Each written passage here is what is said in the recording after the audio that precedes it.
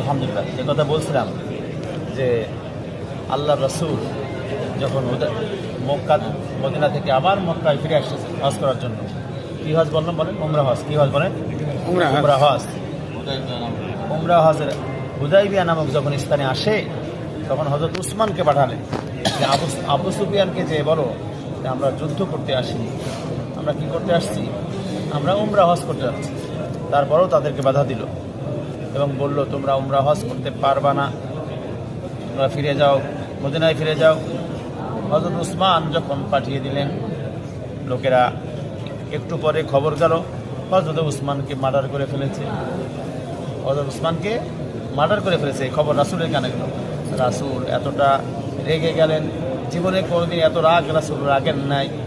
এরকম রেগে যাওয়ার পর আল্লাহ নবী বললেন, শোনো, কে আসো, আমার সঙ্গে হাতে হাত দাও, আমার সঙ্গে হাতে হাত দিয়ে শপথ করো আমি এই উসমান হত্যার প্রতিশোধ না নিয়ে মদিনায় ফিরে যাব না।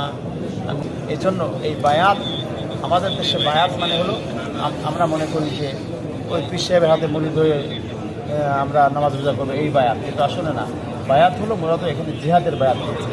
এই জিহাদের বায়াতের এত দাম যে আল্লাহ তাআলা জিহাদের বায়াত নেওয়ার কারণেও তাদের সবাইকে জান্নাতি ঘোষণা করবে। সুবহানাল্লাহ।